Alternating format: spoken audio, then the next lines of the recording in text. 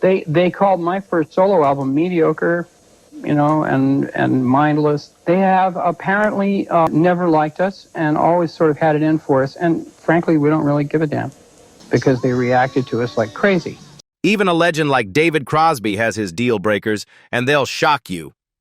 The iconic singer-songwriter, known for his role in Crosby, Stills, and Nash, has always been brutally honest about the music world. While his collaborations created timeless hits, there are some bands he could never tolerate. Here are the 3 bands David Crosby openly hated the most, and the reasons might surprise you. The Doors. Jim Morrison and the Doors are often regarded as one of the most iconic acts in rock history. Their mythos built as much on Morrison's wild, unpredictable persona as on the band's distinctive sound. With Morrison's baritone voice, poetic lyricism, and stage theatrics, the Doors were lionized by fans and critics alike, their songs like Light My Fire and Riders on the Storm becoming emblematic of the 1960s counterculture.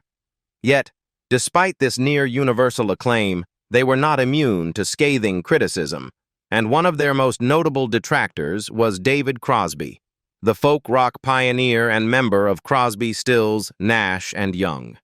Crosby's critique of the Doors emerged publicly in a 2019 Twitter exchange, a conversation that immediately drew attention because of the sheer bluntness of his language. Unlike polite dissent or nuanced criticism, Crosby's comments were unvarnished and visceral. He stated outright that the Doors basically sucked, a statement that, coming from a musician of his stature, was bound to provoke outrage. But Crosby didn't stop at a simple dismissal. He meticulously picked apart the band's musicianship and Morrison's supposed artistry, leaving little room for misinterpretation. According to Crosby, the musical foundation of the Doors was deeply flawed. He criticized the keyboard work, a role famously held by Ray Manzarek, calling it awful. Manzarek's keyboard often defined the Doors' sound, creating melodic lines and textures that replaced the conventional lead guitar in many songs. But to Crosby, those arrangements were inelegant and unsatisfying. His critique of the bass, played unconventionally with the left hand on the keyboard or through session musicians, was equally damning. Crosby described it as abysmal, horrible, square-wheel bad, conjuring an image of a band rolling along with music that lacked both precision and cohesion. For a musician like Crosby, whose ear was finely tuned to harmony and interplay, such missteps were unforgivable. Jim Morrison, the charismatic frontman who has often been celebrated as one of rock's great poets, bore the brunt of Crosby's derision. While countless fans and critics have revered Morrison's lyrics as enigmatic, mystical, and profound, Crosby was unapologetically blunt. Morrison was no effing good as a singer or a poet. This directness cut against the grain of popular opinion, challenging the mythology that had grown around Morrison since his death in 1971. Crosby's criticism wasn't the polite, retrospective distancing of someone reevaluating a classic catalog. It was a full-frontal attack on the core elements that made the Doors iconic. What made Crosby's comments particularly striking was his insistence on their accuracy. When confronted by fans and others who defended the Doors, he doubled down, asserting, "I'm not wrong, they sucked all the time." This statement reveals not just a fleeting opinion, but a deeply held conviction formed from years of observing, performing, and thinking critically about music. Crosby, whose own work has been celebrated for its harmonic complexity, intricate songwriting, and socially conscious lyrics, seemed to measure the Doors against a standard he felt they consistently failed to meet. Crosby's critique also highlights the divergence in taste and musical philosophy that existed among rock musicians of the 1960s and 1970s. Where the Doors leaned into mysticism, visceral stage presence, and improvisational freedom, Crosby and his contemporaries in the folk rock and singer-songwriter scene often emphasized musicianship, harmonic sophistication, and lyrical clarity. To a musician like Crosby, who had spent his career refining vocal arrangements and songcraft, the spontaneous, sometimes chaotic nature of the Doors' performances may have seemed sloppy or underdeveloped. It is worth noting that criticism of the Doors is not entirely unprecedented. Over the years, various musicians and critics have questioned the band's technical prowess, their reliance on Morrison's charisma, or the balance between style and substance in their music. Yet, Crosby's comments stood out for their sheer bluntness and the authority of his voice. His career, marked by both enormous success and public feuds, gave weight to his words. He wasn't just a fan expressing a contrary opinion, but an accomplished artist dissecting another band's work with precision. The Rolling Stones.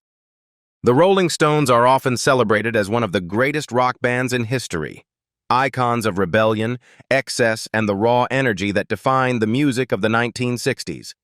Their swaggering style, blues-infused rock, and magnetic frontman Mick Jagger captivated audiences worldwide, establishing them as a cultural phenomenon.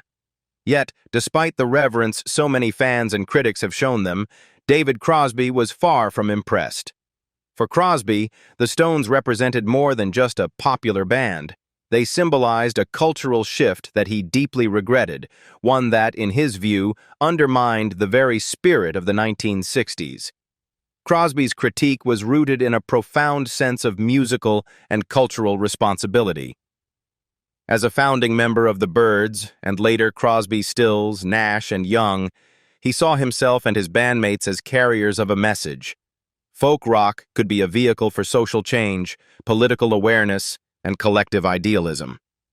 Crosby and his contemporaries used music to foster peace, promote consciousness, and encourage dialogue on pressing social issues, often embedding politically charged messages within harmonically rich compositions. Their sound, infused with intricate vocal harmonies and lyrical sophistication, reflected a belief in music as a force for unity. The Rolling Stones, according to Crosby, represented the antithesis of this ethos. Where he and his peers cultivated ideals of hope, empathy, and a communal spirit, the Stones embraced a darker, edgier image, one rooted in ego, decadence, and confrontation. Crosby famously blamed them for burning down the dream of the 1960s, arguing that the Stones shifted the cultural narrative from idealistic experimentation and peace to a spectacle of excess and self-indulgence. In his eyes, the Stones' approach was corrosive, transforming what had been a playful, exploratory atmosphere into an arena dominated by ego-driven theatrics. Crosby's disapproval extended beyond aesthetics or personality. He believed the Stones' public persona actively undermined the values he held dear. He described the band as being on a grotesque, negative ego trip, specifically pointing to Mick Jagger and Keith Richards as primary culprits. To Crosby, these two figures exemplified the shift from the communal, idealistic energy of early 1960s music toward a self-centered, almost destructive form of celebrity. Their performances, their media presence, and the culture surrounding them were, in his view, symptomatic of a larger problem: the commercialization and corruption of rock's original spirit. While Crosby acknowledged that the Rolling Stones' music had merit, there was no denying their influence or charisma. He placed them firmly below the Beatles in terms of artistic value, particularly when it came to vocal harmonies and musical sophistication. He often contrasted the Stones' approach with the meticulously arranged harmonies of the Beatles, whose songs showcased subtlety, innovation, and collaborative craftsmanship. To Crosby, the Stones' music, though exciting, lacked this depth. Their sound was raw and entertaining, but did not carry the same sense of purpose or artistry. In other words, Crosby saw them as talented entertainers, but not artists of the highest order in the way he viewed the Beatles or his own supergroup peers. Crosby's critique was also cultural. He lamented that the Stones' influence had contributed to the transformation of the 1960s from a period of creative experimentation and hopeful rebellion into a commodified era of cynicism and spectacle. Their rise coincided with a broader shift in rock music. The party-like ethos of early rock had given way to a darker, more provocative style that celebrated shock, sexual liberation, and rebellion for its own sake. While many fans embraced this evolution, Crosby found it distasteful, even harmful, believing it diverted attention from the more socially conscious and humanistic ideals that had initially defined the decade. The contrast Crosby drew between his work and that of the Stones illuminates his perspective on music as a tool for social consciousness, rather than purely entertainment. While he and his supergroup bandmates employed politically charged folk tunes to influence public thought, the Stones, in his estimation, prioritized personal aggrandizement and a spectacle-oriented ethos.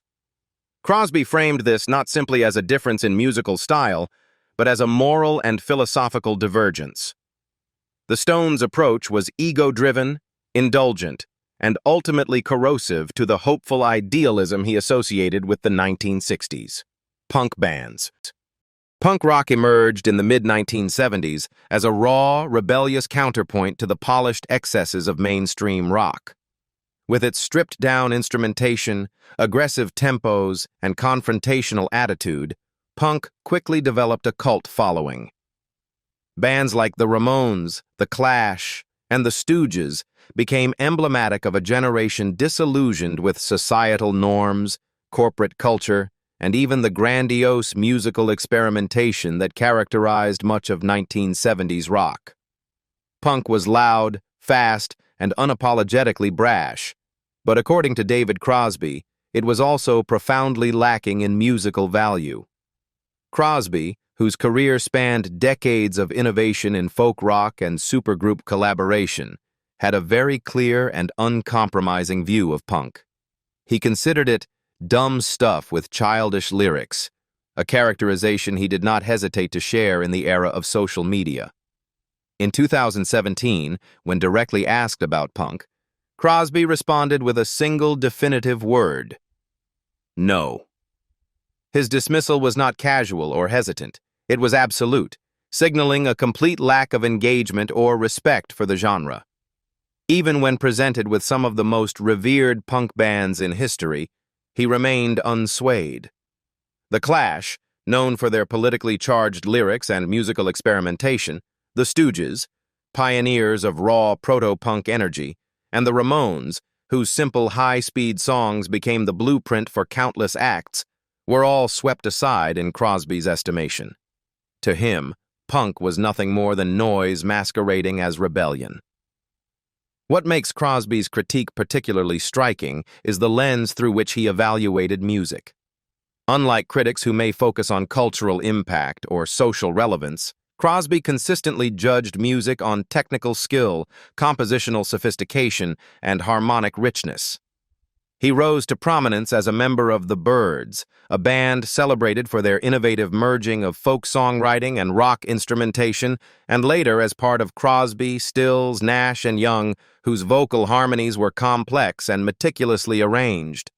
By these standards, punk's raw simplicity and minimalistic approach represented anathema to everything Crosby valued in music. Its reliance on power chords, rapid-fire drumming, and confrontational stage presence, while electrifying to some audiences, offered little in the way of melody, harmony, or nuanced composition. Crosby's disdain for punk can also be understood in the broader context of his musical philosophy. For him, music was not merely a vehicle for energy or rebellion. It was a craft requiring dedication, sophistication, and emotional depth. Punk, with its deliberately rough edges and often satirical or confrontational lyrics, failed to meet these criteria. He perceived the genre as immature, both lyrically and musically, a playground for anger and aggression rather than a platform for artistry or meaningful social commentary. In his eyes, punk's cultural significance did not translate into musical merit. Additionally, Crosby's critique highlights the generational tensions within rock music. He came of age during the 1960s, a decade that emphasized experimentation, lyrical exploration, and complex musicianship. By contrast, Punk's ethos of simplicity and immediacy rejected many of the musical conventions that Crosby and his peers had spent years refining. Where Crosby valued intricate vocal arrangements, carefully crafted chord progressions, and melodic sophistication, Punk often prioritized speed, volume, and raw energy. To him, the aesthetic of do-it-yourself rebellion was admirable in spirit, but artistically deficient in execution. Even as punk has been reassessed by critics and historians for its cultural impact, Crosby's opinions remain a stark reminder that musical value is subjective and contingent on perspective. While many fans celebrate punk's revolutionary energy, defiance of norms, and democratization of music-making, Crosby's lens was unforgiving. Without melodic depth, harmonic complexity, and lyrical substance, he saw punk as little more than noise. His critiques, though blunt, illustrate a broader tension between technical musicianship and cultural influence, a debate that continues to shape how genres are valued today. Interestingly, Crosby's dismissal of punk also underscores his broader willingness to challenge popular opinion. Punk, after all, is celebrated as a formative genre that influenced countless artists and reshaped the music industry. Yet Crosby was unafraid to reject this consensus entirely. He did not hedge his statements or offer qualifiers. He labeled the genre dumb and moved on, asserting his own standards of artistic merit. This uncompromising honesty is emblematic of Crosby's career, which has been marked by both celebrated innovations and public feuds, reflecting a deep-seated commitment to his own musical principles. What do you think about the bands that David Crosby doesn't particularly like? Leave us your comments in the section below. We hope you have found this helpful video. Don't forget to leave a like, share, and subscribe to the channel if you like it. Thank you for watching this, and see you in the next videos. Goodbye.